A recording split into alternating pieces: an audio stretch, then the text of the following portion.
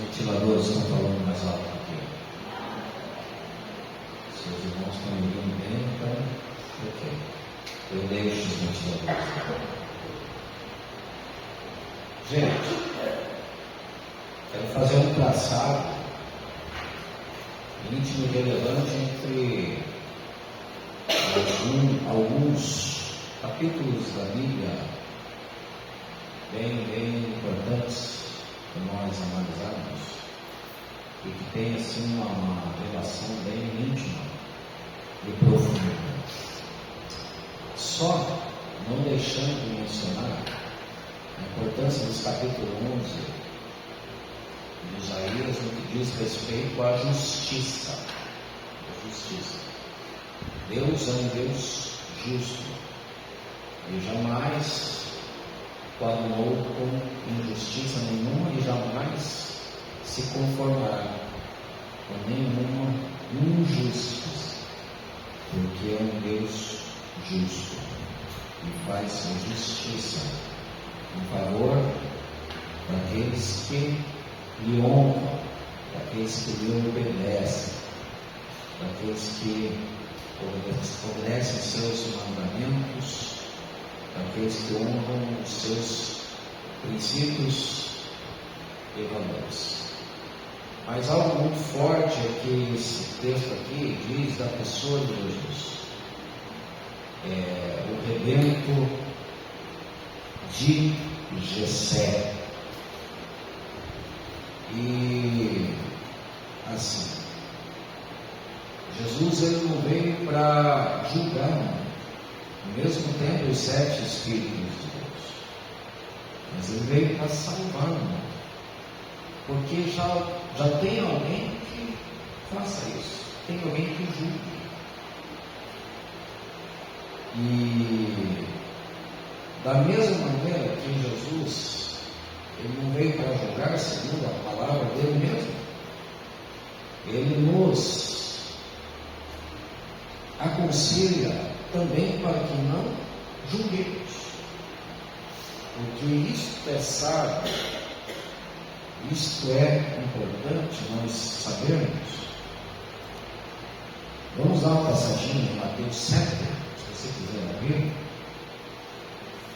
É importante nós analisarmos aqui, só dando uma recapitulada.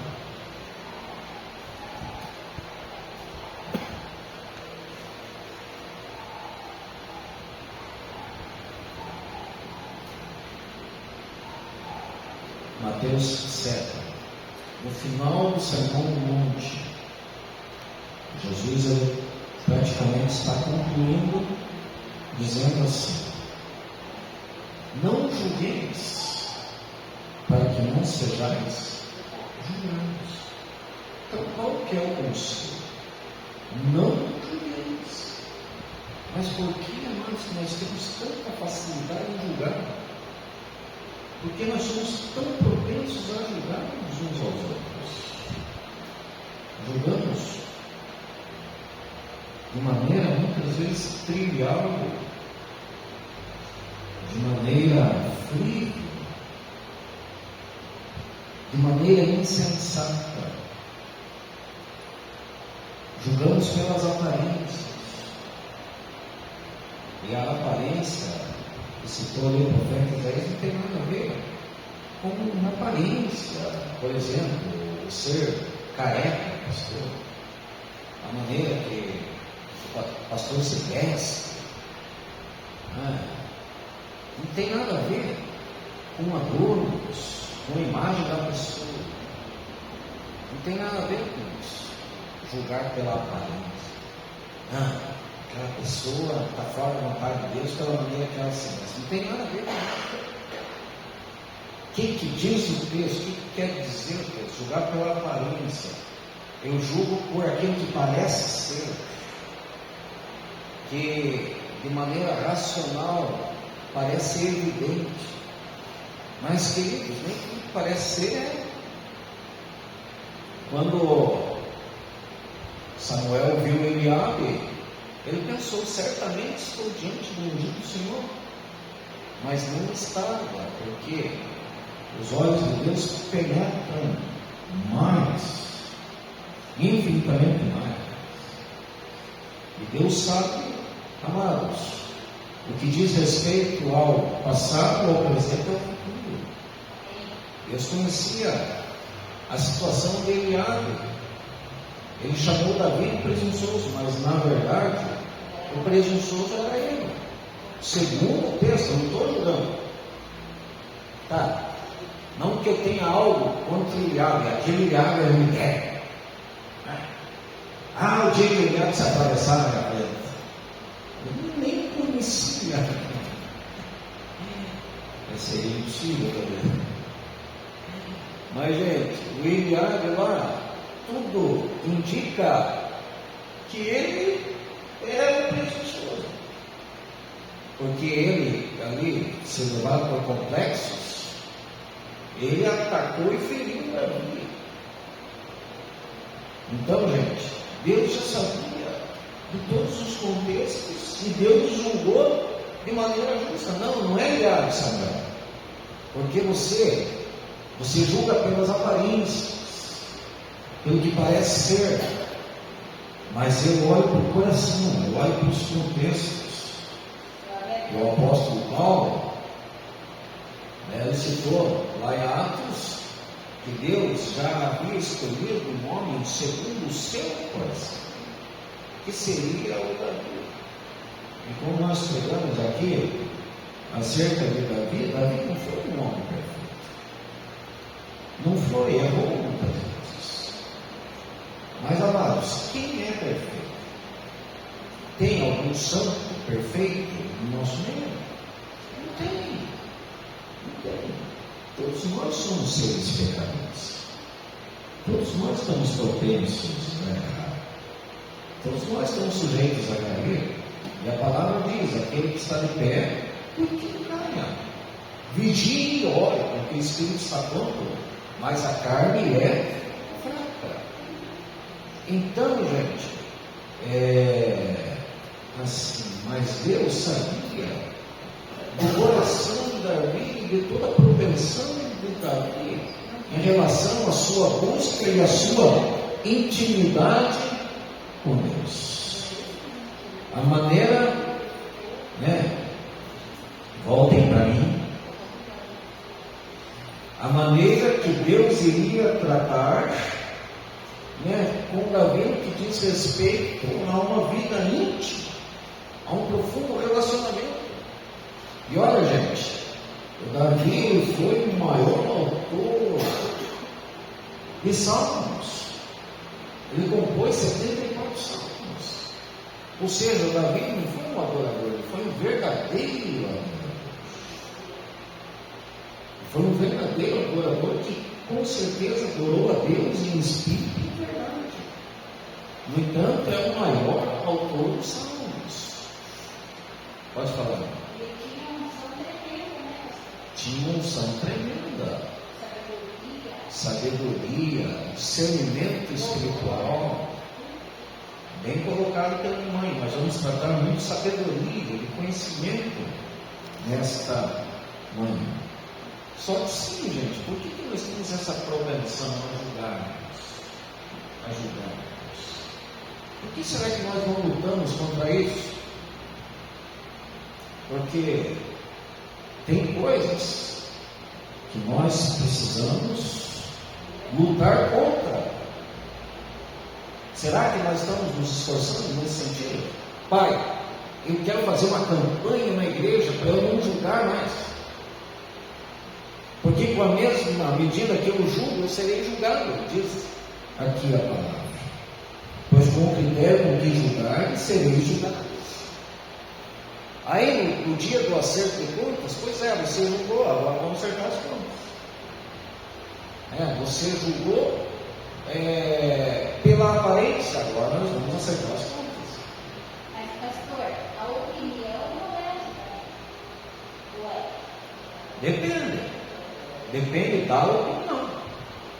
Porque uma opinião pode julgar, sim, e julgar sem saber contextos, e julgar pelas aparências. Então, é preferível não opinar.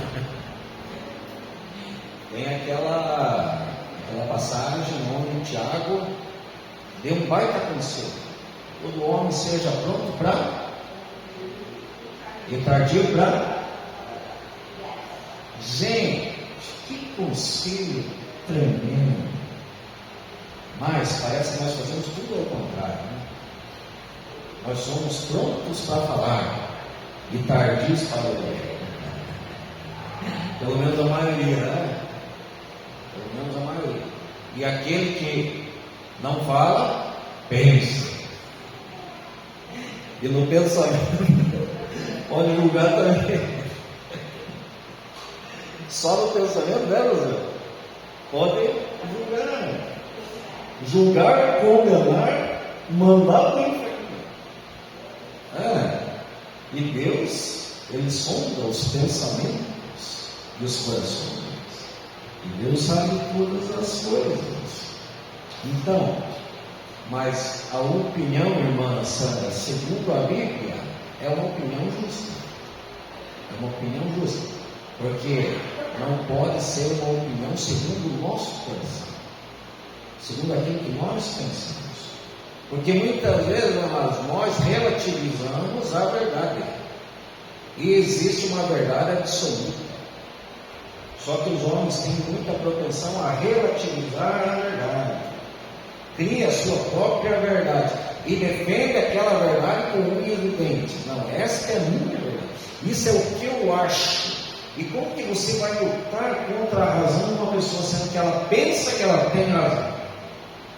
E às vezes até distorcendo o princípio, distorcendo o valor, distorcendo aquilo que foi estabelecido por Deus. Relativização da verdade. Mas a base tem que ser a verdade absoluta. E é nesse sentido, amados, que muitas vezes nós estamos negociando princípios e valores, perecendo, exatamente por não lutarmos, pelo menos para conhecermos a verdade. E Jesus afirmou assim, né? Conhecereis a verdade, e a verdade vos libertará. Mas assim, queridos, é uma coisa que não é da noite para o dia. É um processo. E conhecereis a verdade vai trabalhar em conformidade com a vontade de Deus, para que haja um aperfeiçoamento. É isso que o texto quer dizer, é isso que Jesus quis dizer. Vocês precisam conhecer a verdade e dar vazão para esta verdade trabalhar em vossos corações, a fim de que haja uma libertação, o que é um processo de dia em dia, de fé em fé, de glória em glória. Só que tem que haver uma colaboração da nossa parte. E não um fechar do coração. Porque muitas vezes as pessoas fecham o coração para a verdade. E agem segundo os seus próprios conselhos. Ou seja, eu sou o meu conselho. E aquilo que eu penso é o que vale. Porque talvez eu seja um Deus de mim mesmo. Tá, mas o sábio escreveu alguma coisa em relação a isso. Provérbios, vamos lá? Provérbios capítulo 3.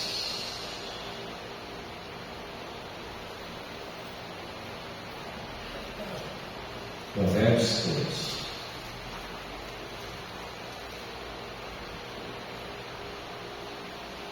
Provérbios 3.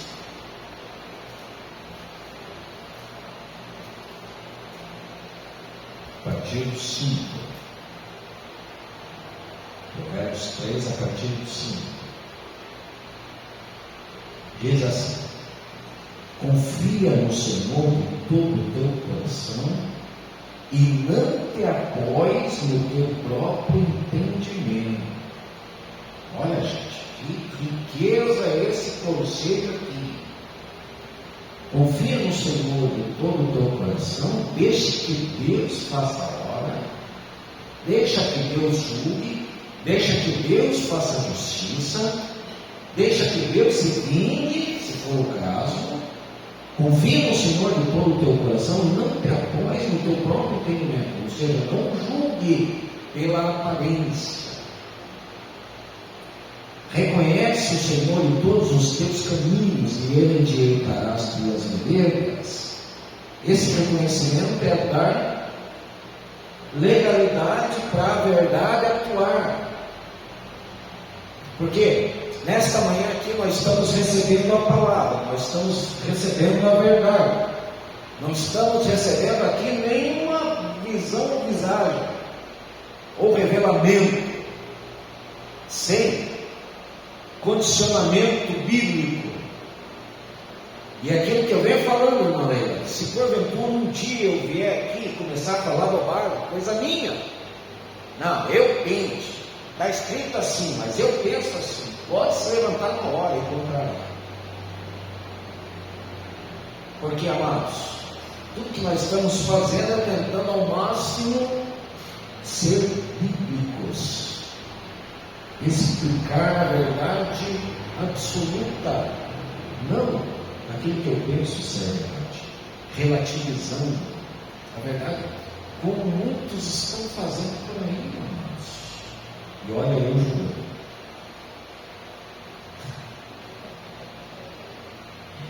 Mas ainda bem que os sujeitos são determinados. Mas é perfeitamente perceptível que muitos estão enganando e sendo enganados. E quem falou isso? Quem falou isso? Aconselhando alguém. Nós já vamos lá para o texto, só vou terminar. Reconhece o Senhor em todos os teus caminhos e Ele endireitará as tuas veredas. Dá para substituir aqui. E conhecereis a verdade, e a verdade vos libertará. Certo.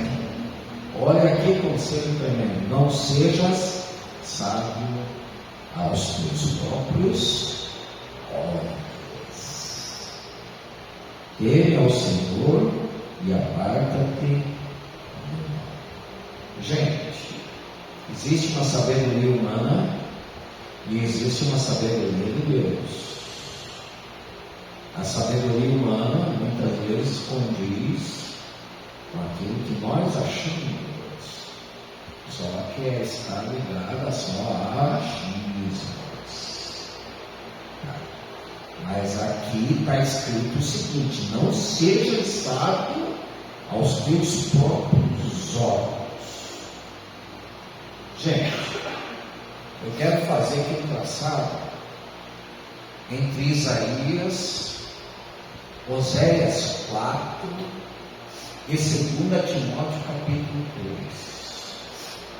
Oséias 4 e 2 Timóteo capítulo 3. O profeta Oséias, ele declarou lá no versículo 6 do capítulo 4 o seguinte: que o povo perece por falta de conhecimento.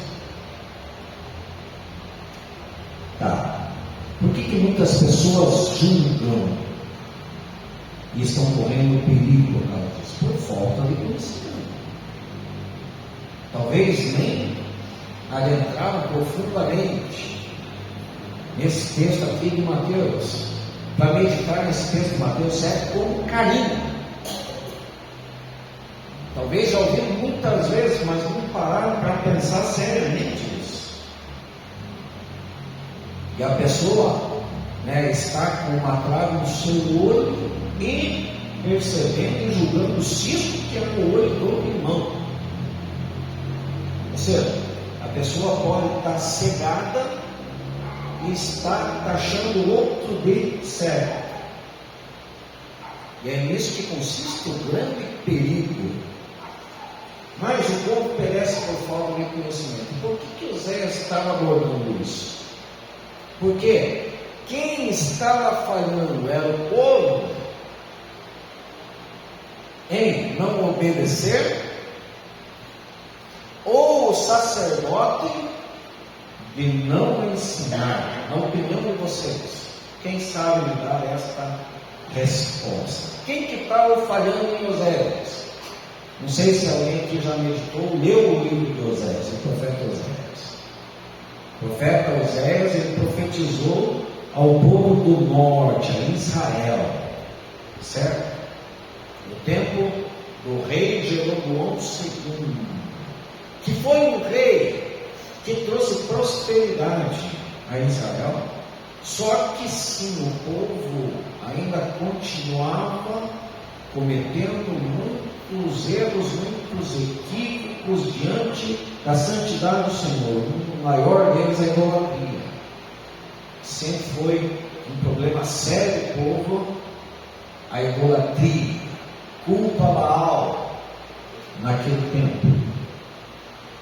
E gente, quem era o culpado da história, na opinião de vocês? Era o povo que rejeitava o conhecimento, ou era o sacerdote que não ensinava o povo?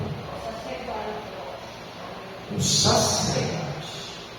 Ele tinha conhecimento, ele era obrigado, tinha missão de passar o conhecimento Tinha missão de passar o conhecimento para o povo. Gente, nós ouvimos ontem um jovem pregando aqui, o que ele falou? Que nesses dias atuais, amados, nós frequentamos alguns lugares onde é 1h30 de culto, vamos colocar assim, 1h30 de culto, 1h15 de música, 10 minutos de palavra e 5 minutos de aviso. Olha que coisa terrível. Coisa terrível. Gente, Jesus, vamos olhar para os evangelhos. Diz um texto ou outro dos evangelhos que Jesus cantava quantos cânticos com os discípulos?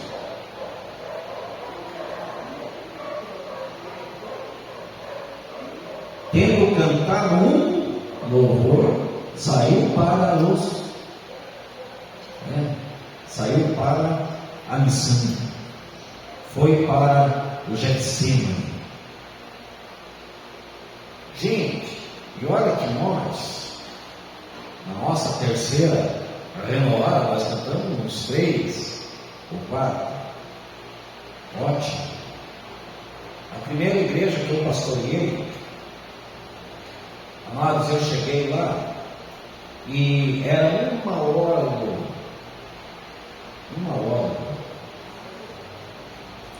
e o povo de pé. E eu pensei, meu Deus, isso não está certo, isso vai ter que mudar, né? E olha, mas quando eu saí da igreja lá, onde eu frequentava, na segunda renovada, do falecido pastor Orlando, eu era ministro do louvor. E gente, eu fazia ali uns 20, 25 minutos de louvor. Se eu quisesse passar um pouquinho mais, o pastor já ia lá atrás e já dava um sinalzinho bem direto. E gente, eu em 20, 25 minutos eu cantava muito. Cantava 4, 5 músicas. Mas sem querer pregar na hora do louvor. Porque agora, gente, a gente frequenta alguns lugares. Aí o ministro do louvor, ele vai, ele prega, ele exorta, ele chama atenção, ele diz, o povo não comeu hoje. Entrega a revelação, faz tudo. O pastor não precisa nem pregar mais. Porque o ministro do louvor já fez tudo.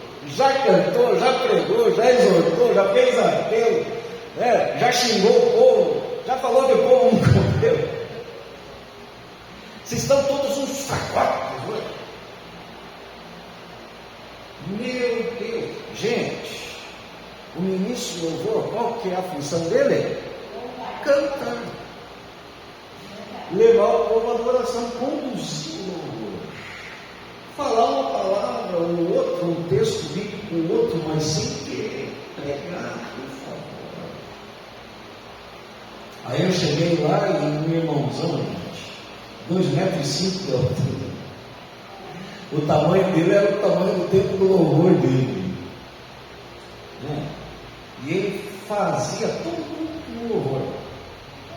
Aí um dado dia eu fiz uma reunião, irmãos, com ele, com a esposa dele, e falei: olha, o louvor de vocês é excelente. Cheguei dando uma palavra boa, ótimo, canta muito bem, toca muito bem, mas queria pôr nós diminuímos um pouco o tempo, de 1 hora para 40 minutos.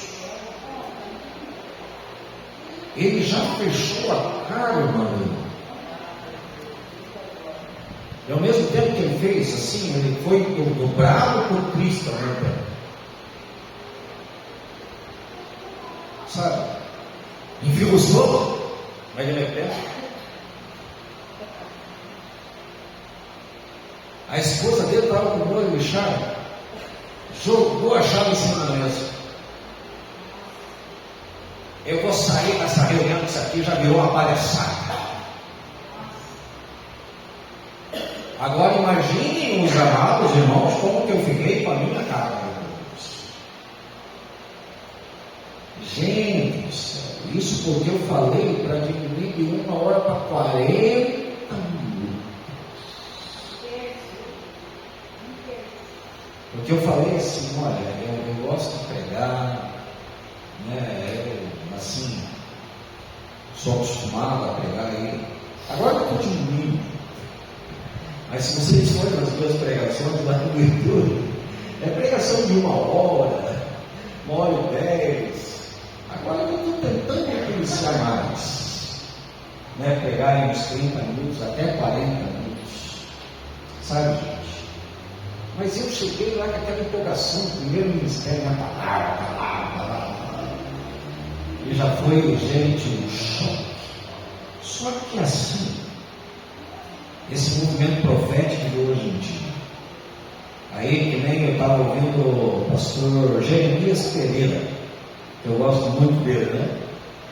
Ele é um pastor que fala as verdades, mas ao mesmo tempo ele é engraçado. Até já me veio alguns vídeos no grupo da terceira lá, e eu não sei onde ele estava pregando, que eu estava falando de um louvor do pastor Antônio Cirilo, né? Um louvor muito conhecido, Poderoso Deus. Poderoso Deus, quem conhece? Poderoso Deus, dá até para nós cantarmos ele hoje à noite. Poderoso, né? E o pastor Jeremias, porque o pastor Antônio Cirilo, a adoração dele é profética. Ele pega um louvor desse e ele vai uma meia hora nesse louvor, né? E canta Poderoso Deus, e canta Poderoso Deus, e ministra, e ora, e leva o povo a adorar. Só que sim, ele está num momento lá para adoração, num momento específico, irmã Santos, para adoração. Agora as pessoas querem fazer isso no culto, na igreja. Aí o pastor Jeremias estava falando: você, né, o cantor lá está cantando Poderoso Deus, e vai longe, vai longe, e você vai lá e toma água, e você vai e sai, vai no banheiro, depois você volta e fala Poderoso.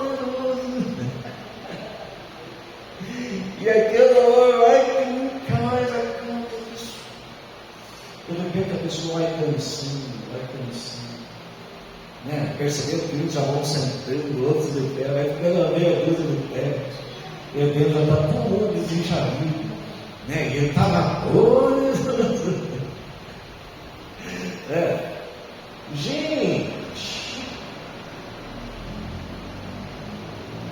e na hora de ter palavra, a pessoa lê o versículo: o Senhor é o pastor, e nada me faltará. Olha que bênção, irmãos, a certeza que nada vai nos faltar. Deus é bom, Deus nos ama, e é isso que importa. Amém. Preguei.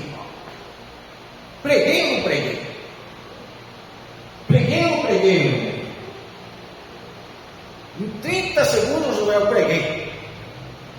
Quem glorifica o Senhor pelo Senhor do Salmo 23? Quem glorifica o Senhor? Levante a sua mão. Quem glorifica o Senhor pelo Senhor que é pastor e nada faltará? Quem glorifica o Senhor?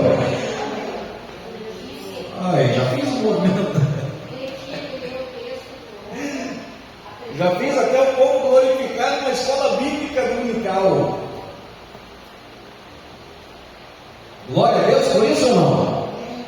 O Senhor é o meu pastor e nada me faltará. Quem glorifica o Senhor nesta manhã? Preguei a palavra. Levou quanto tempo? Contabilizou aí, irmã?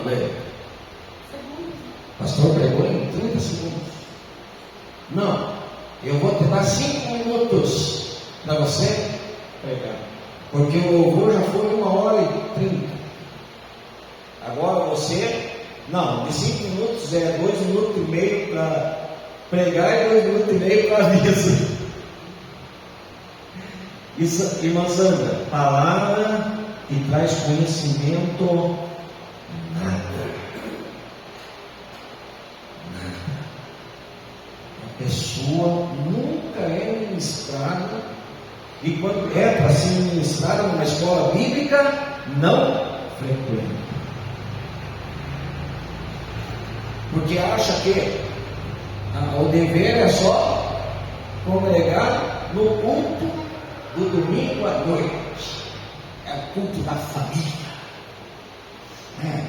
E Deus vai abençoar a minha casa. E eu vou na igreja porque Deus é como está de braços abertos. E eu vou lá para receber. Porque eu sou crente. E Deus vai me abençoar. Mas a hora de saber os princípios e valores e colocar em prática e obedecer, neca de repetir. E está se revoltando, está se rebelando, está se levantando contra a liderança e não tem conhecimento de Romanos 7. Romanos 13, o que está escrito lá em Romanos 13?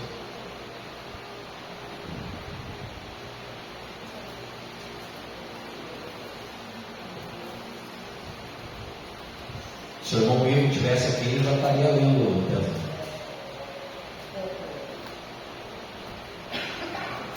Mas o que está definido lá em Romanos capítulo 13? Pessoa, irmã Meia, vive se levantando contra a liderança. A maior facilidade da pessoa é se levantar contra a pastor e igreja. Agora, a pessoa nunca leu Romanos 13. Onde está escrito assim: todos devem sujeitar-se às autoridades superiores, porquanto não há autoridade que não venha de Deus, e as que existem foram ordenadas por Deus. Gente, olha o versículo 2.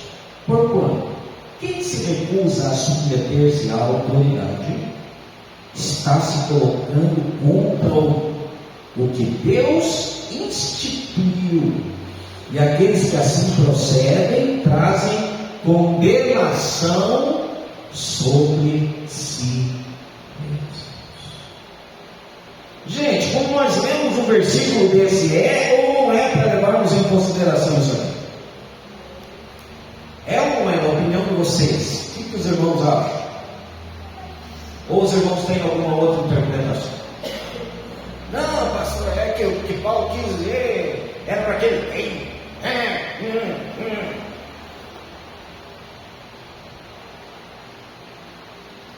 Os irmãos querem fazer alguma colocação em relação a isso?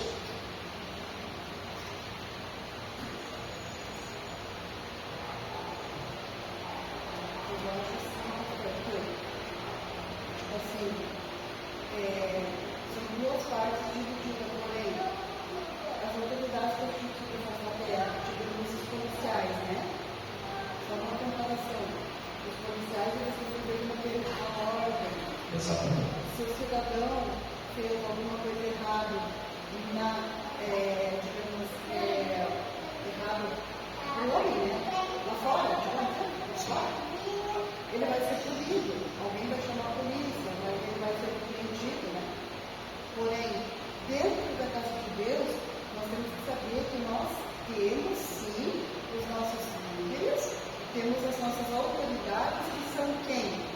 o porteiro da igreja, o Exatamente. pastor, os diáconos, Com os certeza. presbíteros e os líderes que ficam na retaguarda, por aí.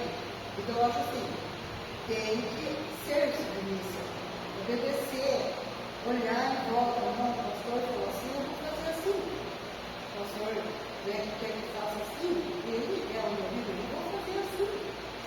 Ser submisso à autoridade que está dentro da igreja, porque Deus se agrada disso. Sim. Porque o Senhor falou, se vós submissos às autoridades. Então, lá fora e aqui. Porque lá fora, se o cidadão agir de uma forma diferente Ilegal, e errada, ele vai ser punido e ser vai ser levado até punido. uma prisão. Sim. Né? E aqui dentro não Sim, é diferente. não é Aqui diferente. dentro também é um lugar santo. E funciona, Porém, muito mais santo. e funciona no âmbito espiritual. Muito mais santo. E ainda usa de misericórdia. Porque às vezes o membro faz alguma coisa e o pastor usa de misericórdia, perdoa, vai amado, vai atrás, conversa. Né? Lá fora não é assim. Mas por quê? Porque aqui existe o amor. Lá fora não. Lá fora é a autoridade A mesmo. questão racional. É cacetete, tiro às vezes, né? Então, por aí a gente tem que se basear e pesar na balança. Exatamente.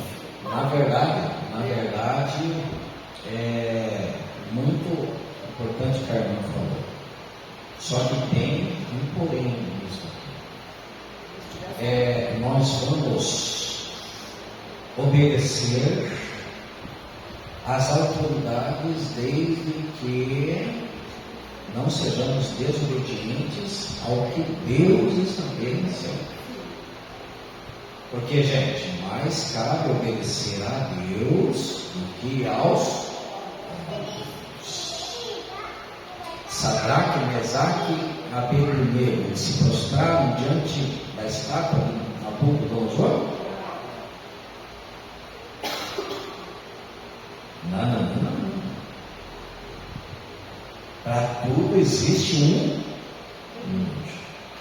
Não só vou ser submisso desde que seja coerente, desde que seja legal.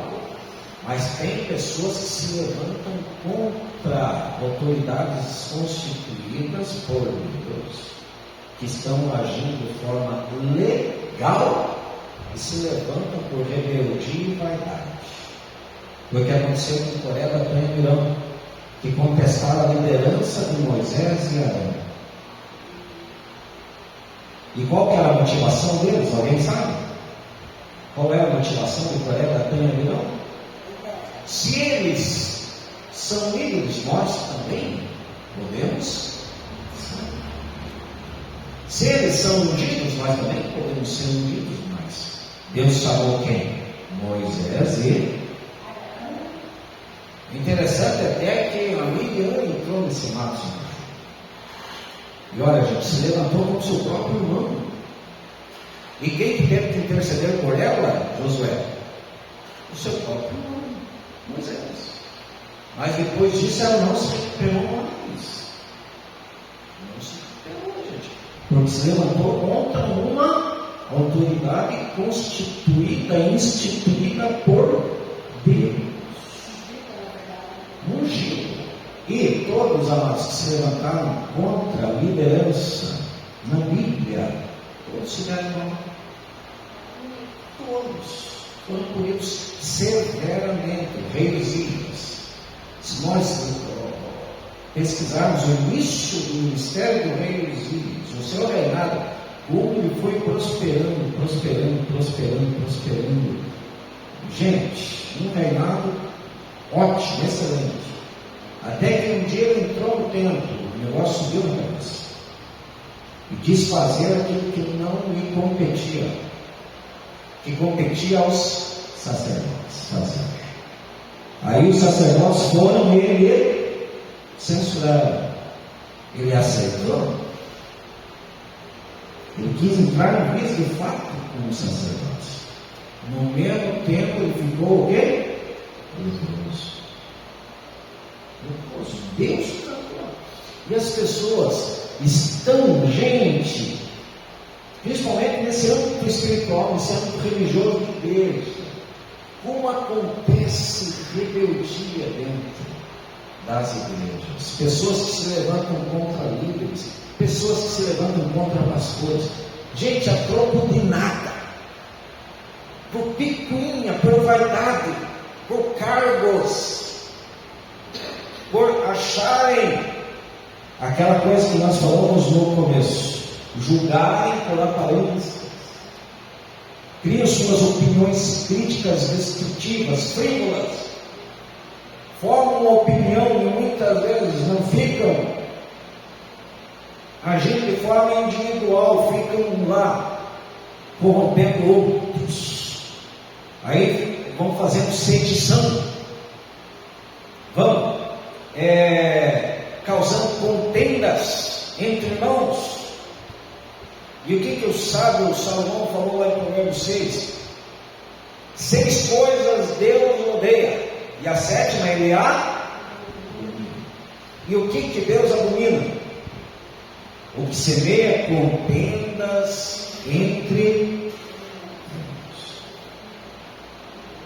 Aí o povo sabe disso? Alguns sabem. Aí entra a questão de recusar o presidente. Não, eu sei, já li 300 vezes sobre isso. O que importa é o Deus aqui, a minha opinião. Eu tenho a minha verdade. Pastor Antônio Cirilo, né, que canta lá o Poderoso Deus. Eu acho que no momento só eu com a minha esposa não brigamos.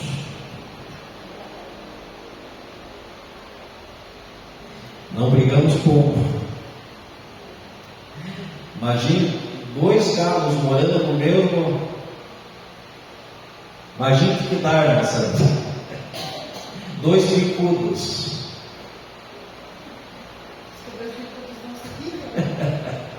Aí, o pastor Antônio Civil, ele tinha um jeito assim de resolver as brigas com a esposa dele, e ele falando, né?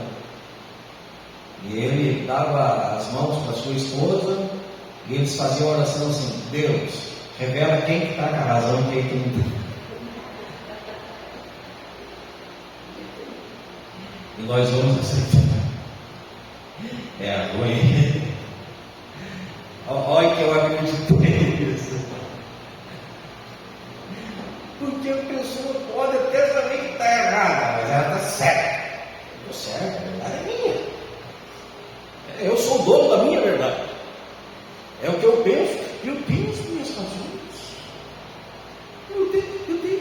Olha que eu penso. E defendo lá um negócio como se fosse. Tem um ditado que diz, né, que a mentira é contada quantas vezes? Vocês conhecem esse ditado? Eu não conheço, estou perguntando para vocês. Já ouviu falar sobre isso, irmão? Que uma mentira contada 100 vezes ela se torna verdade. Agora, tem fundamento isso aí? Sendo que é mentira, mas a pessoa maqueia tanto, que para ela é verdade. E gente, existe um tipo de pessoas. Agora, quando nós olhamos para um texto como esse, aquilo que Deus abomina, o que semeia contendas entre nós. O colega Datã e o Abiram semearam contendas. Eles foram, gente, e fizeram exceção. Eles corromperam 250 homens. 250 homens. Deixaram esses 250 homens em favor deles contra Moisés e Arão. Aí um dado dia, esses 250 homens. Vocês conhecem o texto ou não? Quem conhece? Esses 250 homens, o que eles foram fazer diante do Senhor? Eles acenderam aos seus incensários. E o que aconteceu, irmãos? todos eles morreram queimados. E com Coré, Datã e Abirão, que se levantaram lá contra Moisés e Arão, a terra abriu-se, prendeu-se e eles foram vivos com suas famílias. Tem quem julgue. Jesus não veio para salvar, para julgar, Jesus veio para salvar. Mas tem quem julgue. Vamos lá passar em João 12. Vamos dar uma meditada. Evangelho de João 12.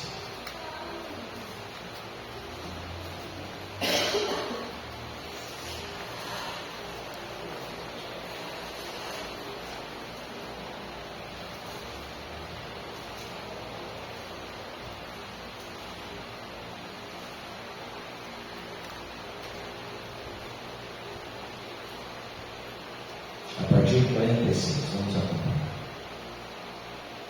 João 12, a partir de 46. Eu vim como luz para o mundo, a fim de que todo aquele que crê em mim não permaneça nas trevas. Quem glorifica o Senhor Jesus Cristo? Se alguém ouvir as minhas palavras e não obedecer a elas, quem pode completar o que está escrito? O que está escrito? Eu não. O que o texto de Isaías falou lá? Que Jesus ele tem os 7 Espíritos de Deus. Jesus sabe, Jesus conhece, Jesus tem o entendimento, Jesus tem o conselho, Jesus tem o poder, Jesus tem o Espírito Santo, Jesus tem o Espírito de temor. A plenitude de Deus está em Jesus. Mas o que ele falou aqui? Se alguém não me é obediente, eu não. Gente, cá entre nós, vamos. É forte ou não é? Jesus poderia julgar ou não? O que vocês acham? Poderia ou não? A lei veio até Jesus. Jesus se tornou a nova lei. Por que Jesus teve autoridade para absolver aquela mulher apanhada lá em Arimateia? Qual dentre vós não tiver pecado, seja o quê? Atire a primeira. O que é isso, gente? Viu? Se estão condenando essa mulher ao inferno, mas qual de vocês aqui já está garantido? Qual? Porque é muito fácil ficar jogando pedra no telhado. É muito fácil ficar jogando pedra no telhado. Não, quero uma palavra certa. Nós vamos sair, não comer maionese da igreja enquanto vocês não falarem. Qual é a palavra que eu quero ouvir? É muito fácil jogar pedra no telhado. Vamos comer a maionese daqui a pouco. É muito fácil ficar jogando pedra no telhado.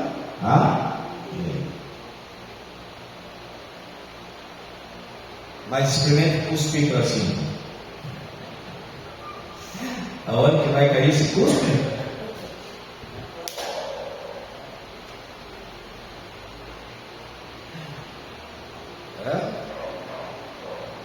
Gente, na Santa Ceia que Paulo tratou lá no versículo 28, 1 Coríntios 11, examine-se o homem a si.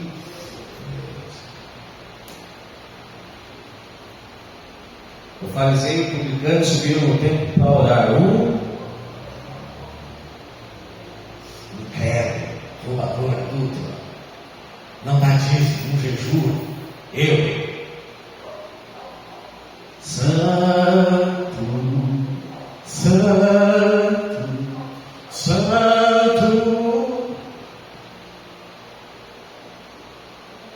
Diz o texto lá que esse foi justificado? Não foi justificado, irmã Sandra? Foi justificado ou não? O que vocês acham? Só a irmã Sandra falou lá que não. Foi justificado?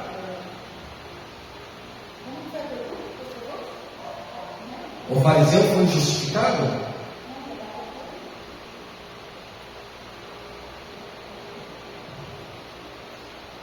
Lucas 18, vamos lá? Lucas 18.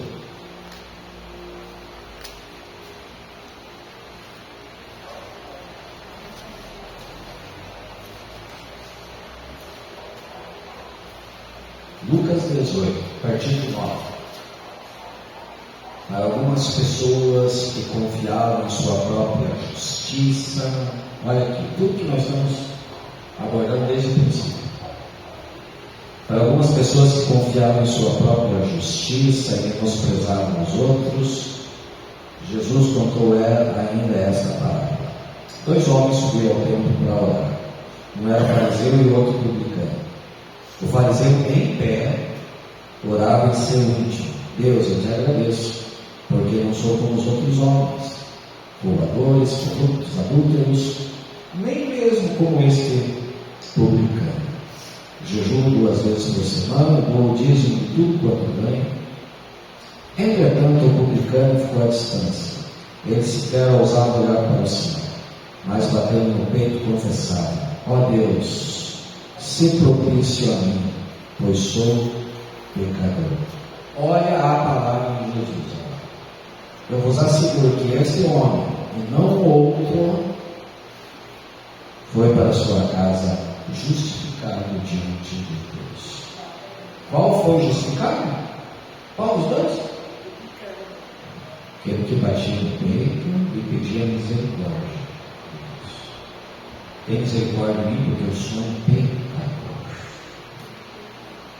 Porquanto todo aquele que se exaltar será, e todo aquele que se humilhar será.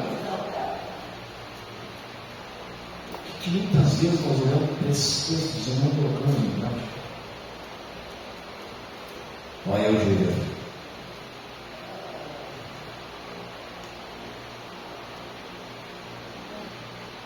As pessoas sabem que a minha vida com Deus. Alguém já pensou?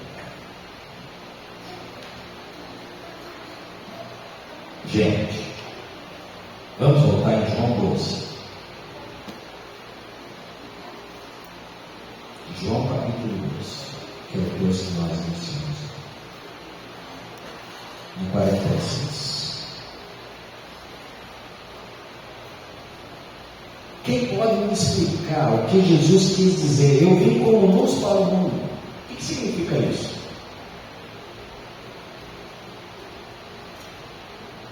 Se ninguém se manifestar, eu vou começar a chamar por nome. Eu vim como luz para o mundo. O que quer dizer isso?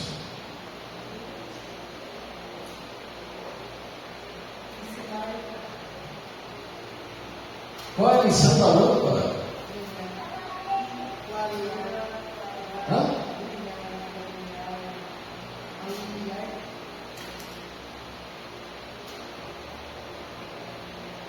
Alguém aqui consegue me enxergar no escuro? Não, eu tenho maior facilidade no escuro, enxergar bem escuro. É um gato ou uma gata. Nós não temos ainda essa capacidade, né, José? Os felinos se enxergam muito bem no escuro, né? Mas nós, somos seres humanos racionais,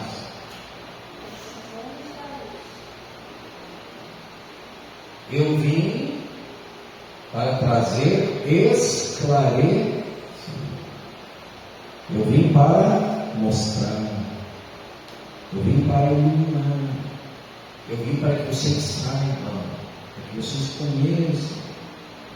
Eu vim acender a luz nas trevas, para que vocês possam saber a verdade. Eu vim tirar aquilo que está escondido e colocar em cima dos antes.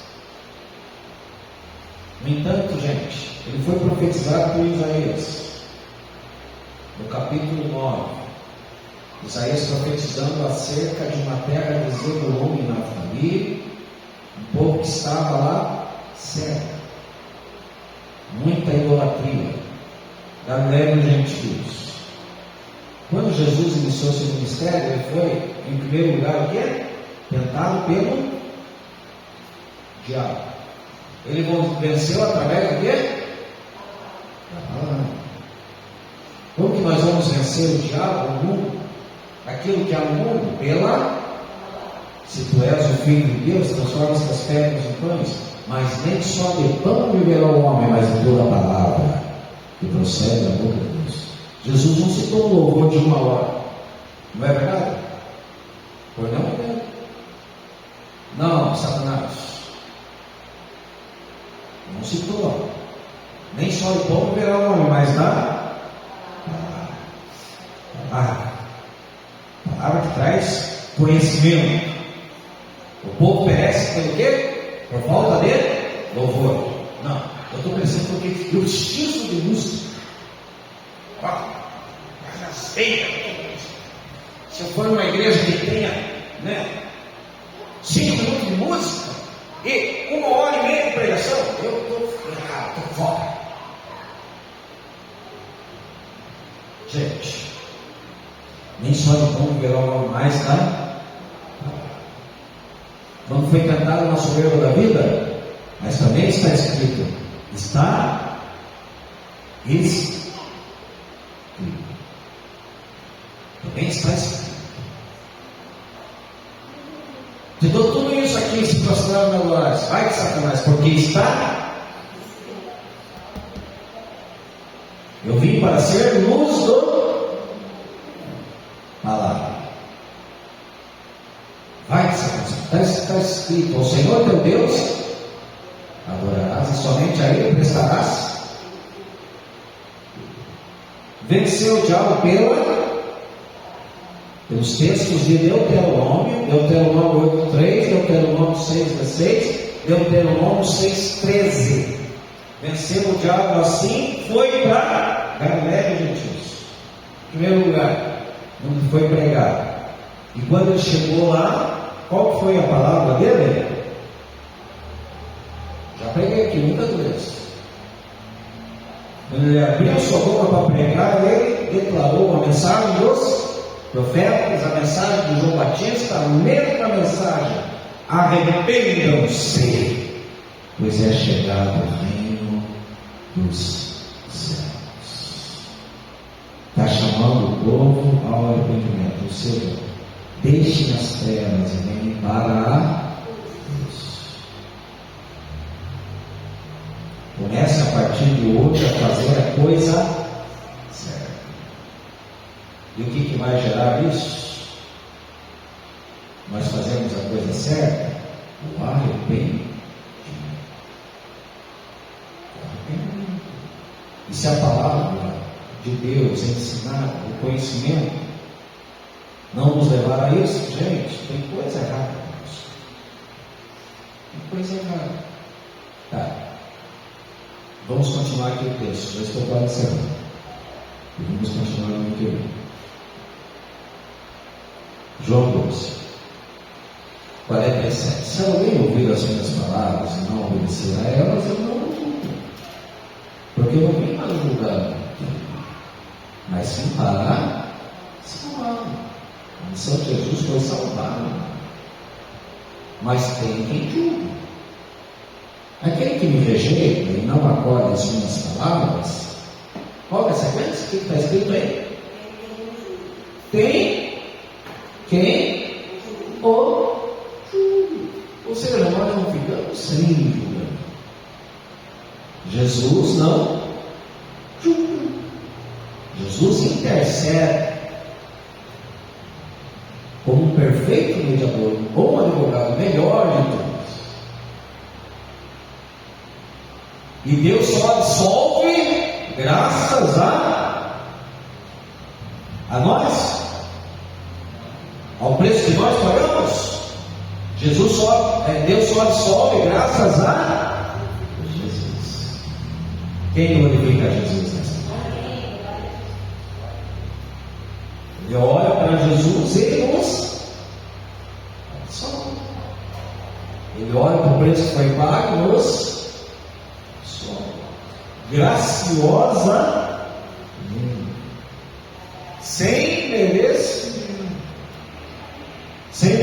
nenhum de nossa parte, porque tudo é a graça de Deus. Amém? Quem glorifica a Deus pela sua graça? Mas quando Jesus enviou os discípulos, o que ele falou? De graça e de graça você. O que isso quer dizer? O que quer dizer isso? A mesma graça que eu recebo de Deus, eu preciso usar da mesma graça com os. É por isso que eu preciso perdoar 490 vezes no dia. Alguém já tirou a paz 490 vezes no dia? Alguém já fez isso? Não, esse homem, 510 vezes. 510 vezes? Por aí. Não, pastor. Não somos 700 vezes.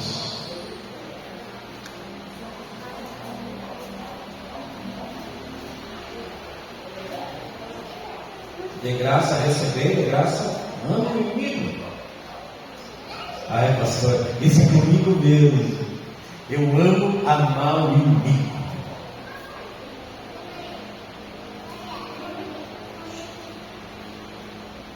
Tem alguém, um santo no nosso meio, que tem facilidade de amar o inimigo? Tem algum santo no nosso meio que pode se dispor a dizer: eu tenho muita facilidade de amar o meu inimigo?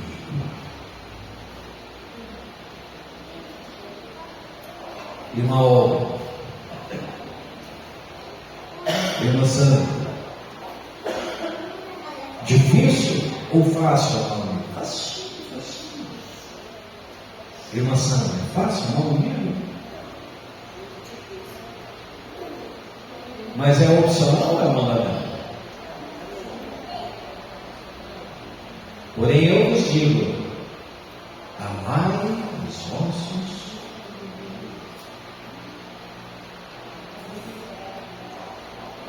Mas Senhor, e naqueles dias você arrompe o inimigo naquele dia? Mas vamos entender uma coisa: o que é amar o inimigo? Liberar perdão. Vamos dar opiniões. Nós vamos encerrar aqui para continuarmos essa discussão fervorosa no domingo. Eu acho que é orar pelo inimigo. Orar pelo inimigo. Amar o inimigo. Vamos chegar a uma melhor definição? Deixar que ele seja inimigo. Só isso.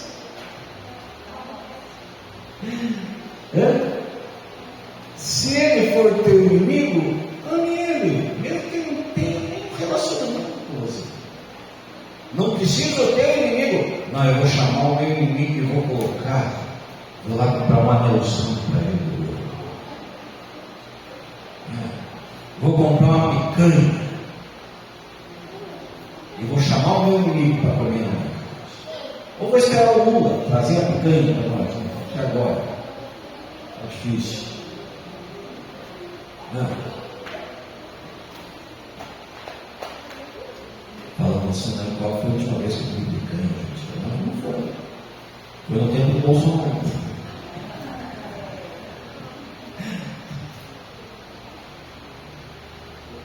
Estou brincando, viu? Não é uma opinião política, essa brincadeira. Só um pouquinho. Aí todo mundo comeu maionese, então está todo mundo tranquilo, né? Pelo menos a maionese, né, Marcelo? Pelo menos a maionese vai ter. Gente, não é colocar o inimigo sentado na tua mesa, é colocar um colar brilhante das coisas. Não, é deixar ele sentado. meu inimigo. Se ele é meu inimigo, ele vai se ver com Deus. Mas a minha intenção não é meu inimigo, mata ele, Senhor. Atropela, trata com ele. Daí eu estou sendo mau. Daí eu estou sendo ímpio. Aí eu estou querendo vingança, justiça própria. E Deus sabe muito bem como tratar com cada um. Aí se uma pessoa se coloca posicionada como meu inimigo, não é problema meu. Se tentar me prejudicar, é problema da pessoa, não é problema meu. Mas o meu dever é amar essa pessoa. Se porventura ela tiver fome, eu vou estender a mão a ela, vou dar de comer. Se porventura ela tiver sede, eu vou estender a minha mão, vou dar de beber. Olha quem chegou aí, que bênção, pastor Laura. Nós vamos orar para o pastor. Vocês estão entendendo, gente?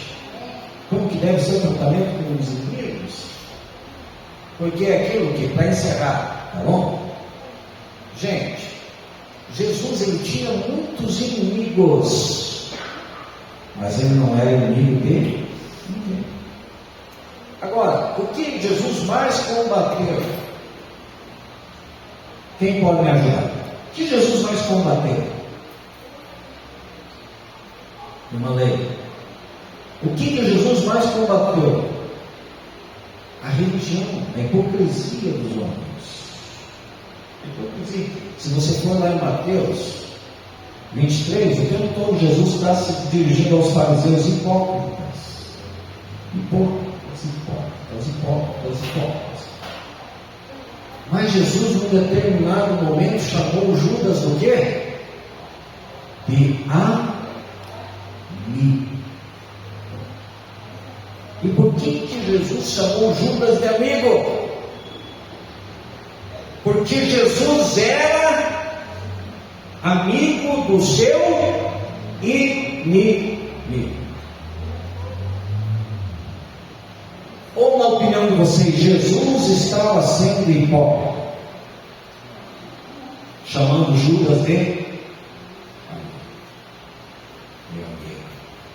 Mas que eu estou dizendo para você, é ruim imaginar isso com Jesus, não é? Não é verdade? Jesus era amigo do seu inimigo. Pode falar, Maria.